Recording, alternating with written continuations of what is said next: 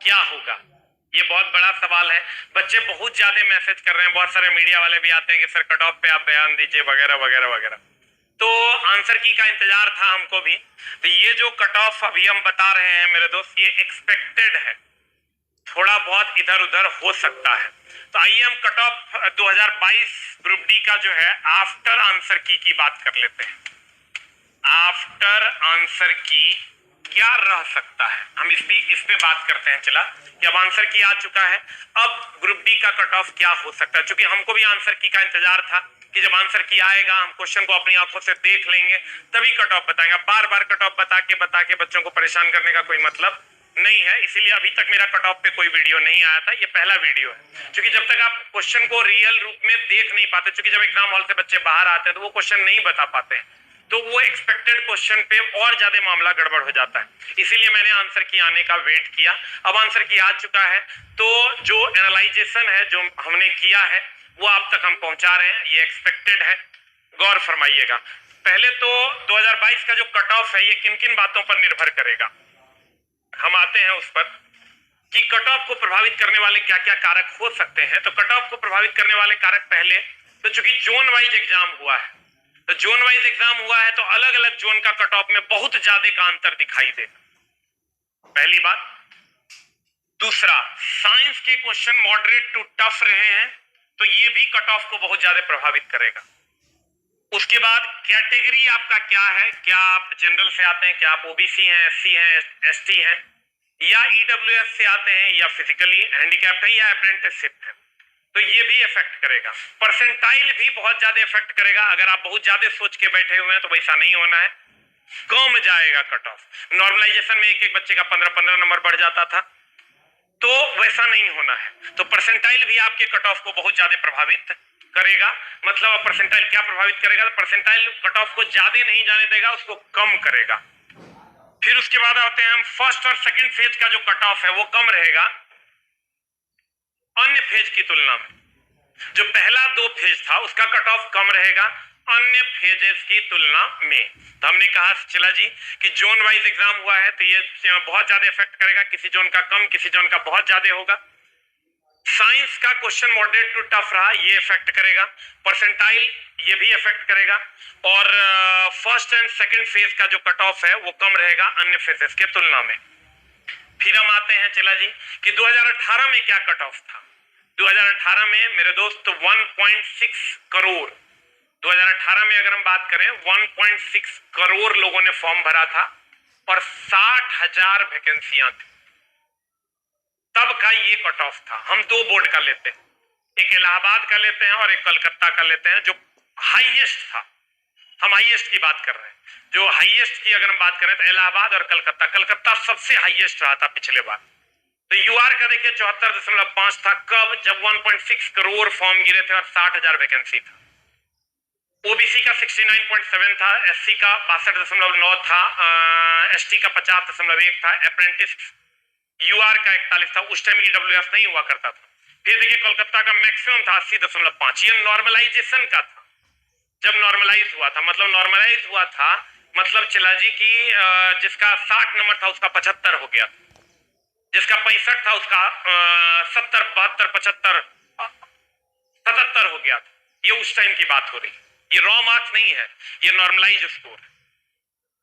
Physical के लिए जो बच्चों को बुलाया गया है उस टाइम की बात कर रहे हैं। अब चला एक 1.6 करोड़ फॉर्म गिरा था, 60,000 वैकेंसी था। अब क्या हुआ है, क्या 1.15 करोड़ यानी 1 करोड़ 15 लाख फॉर्म गिरा है और वैकेंसी भी लगभग 1 लाख है। देखिए फॉर्म भी 45,000 कम गिरा है, 45 लाख कम गिरा है और वैकेंसी 40,000 ज्यादा। ध्यान दीजिएगा, इस बार फॉर्म भी 45,000 कम गिरा है और वैकेंसी 40,000 ज्यादा।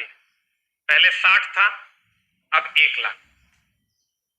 अब क्या होना, और पहले नॉर्मलाइजेशन था जहां 5 नंबर से 15-18 नंबर तक ही बच्चों का बढ़ जाता था।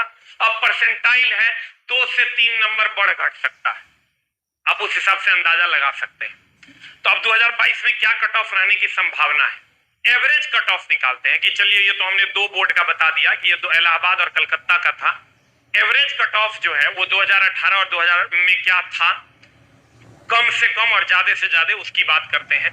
तो यूआर का जो एवरेज कट ऑफ था वो 62 से 77 था, मैक्सिमम 80 था। ओबीसी का 56 से 72 था। आप देखिए दोनों में जो डिफरेंस था मिनिमम में वो 62 से 56 यानी 6 नंबर का था। और फिर उसी तरह एससी में भी लगभग 6 से 7 नंबर का डिफरेंस था, और एसटी में लगभग 48 से 49, 2, 3, 4 नंबर का 1, 2, 3 नंबर का डिफरेंस रहता है। मतलब यूआर और ओबीसी के बीच में 4 से 5 नंबर का गैप रहेगा, और ओबीसी और एससी के बीच में 5 से 6, 7 नंबर का गैप रहेगा, और ये दोनों के बीच में 4 नंबर का गैप रहेगा। और अप्रेंटिसशिप वालों के लिए 40 से 45 नंबर तक मिनिमम जो उसका क्वालिफाइंग था उतने में हो गया था। अब आते हैं 2022 में क्या होना है। 2022 में चूंकि यहाँ चला नॉर्मलाइजेशन था और यहाँ परसेंटाइल है। परसेंटाइल क्या होता है, नॉर्मलाइजेशन क्या होता है, इस पर भी हम आगे चर्चा करेंगे अगला वीडियो हम उसका भी ला रहे हैं, वो भी फॉर्मूला के साथ। तो नॉर्मलाइजेशन था पहले, तो पहले क्या होता था 5 नंबर से लेकर 18 नंबर तक बच्चों का बढ़ जाता था। अब ऐसा नहीं होगा, अब जो है 2 से लेकर 5 नंबर तक ही बढ़ेगा, जो मिनिमम था उतने तक बढ़ेगा। इसलिए, और चूंकि इस साल हमने कहा कि 2018 में 1.6 यानी 1 करोड़ 60 लाख फॉर्म गिरा था और 60 ही हजार वैकेंसी था। इस बार 1 करोड़ 15 लाख फॉर्म गिरा है और 1 लाख वैकेंसी है। 1 लाख वैकेंसी है, 1 लाख वैकेंसी है। तो परसेंटाइल में 2 से 5 नंबर बढ़ेगा, यहां बढ़ गया था बहुत ज्यादा। अब जो आपका कट ऑफ रहना है वो 60 से 65 नंबर के आसपास यूआर का कट ऑफ रहना चाहिए। किसी किसी बोर्ड का हो सकता है चला 72, 75 चल जाए, और किसी किसी बोर्ड का जो ये मिनिमम है वो 55 भी जा सकता है। हम भगवान तो नहीं है, जो एनालाइजेशन हमको दिख रहा है हम उस पर बात करते। अब पता चला कट ऑफ हम बता दिए, और थोड़ा बहुत इधर उधर इसके जाइए इसके जाओ। मेरे दोस्त ये एक्सपेक्टेड है, भगवान, I am not the God. हमारा जो एनालाइजेशन है, जो 10 वर्षों का अनुभव है, उसके आधार पे हम आपको बताते हैं। अनुभव फेल भी हो जाता है जब कुछ अलग हो जाता है। तो मेरे दोस्त ये जो कट ऑफ है ये इधर 75 तक जाएगा और इधर जो है ये 55 तक जाएगा। ये रॉ मार्क्स की हम बात करते हैं। हम बोले परसेंटाइल में 2 से 3 नंबर 4 नंबर से ज्यादा आगे पीछे नहीं होगा। अब यहां अगर हम बात करें मेरे दोस्त, ये 55 नंबर यानी 5 नंबर का डिफरेंस, हमेशा जितना डिफरेंस यहां था उतने डिफरेंस यहां भी रहे। तो 55 से 60 हो जाएगा ओबीसी का, एससी का 48 से 55 और एसटी का 45 से 50 और अप्रेंटिसशिप यूआर वालों का 40 से 42। और इस दोनों के बीच में जो है ना ईडब्ल्यूएस आएगा। इस टाइम तो ईडब्ल्यूएस नहीं था 2018 में, लेकिन अब है।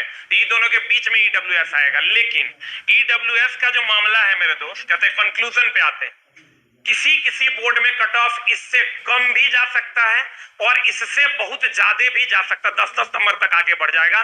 वो डिपेंड करेगा कि कितने लोगों ने अप्लाई किया और कितना पोस्ट है। अब कहीं पर पता चला 150 पोस्ट है, 300 पोस्ट है और एप्लीकेंट्स बहुत ज्यादा हो गए, तो वहां पर चला बहुत ज्यादा का डिफरेंस तुमको दिखाई देगा। और दूसरा कैटेगरी क्या है ये उस पर भी डिपेंड करेगा।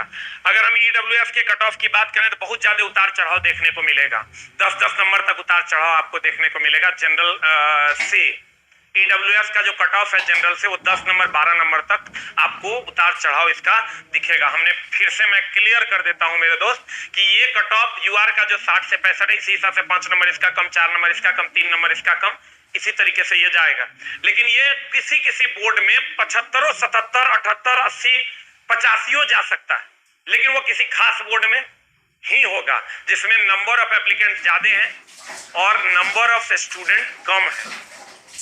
नंबर ऑफ एप्लीकेंट्स ज्यादा है और नंबर ऑफ सिलेक्टेड स्टूडेंट वो कम होगा, वहां पर चला कट ऑफ हो सकता है ये 75 हम कह रहे हैं, हो सकता है 82 चल जाए। तो एगो को नहीं देखना, हम ये लिख दिए पहले ही, एवरेज कट ऑफ इसके बीच में रहेगा।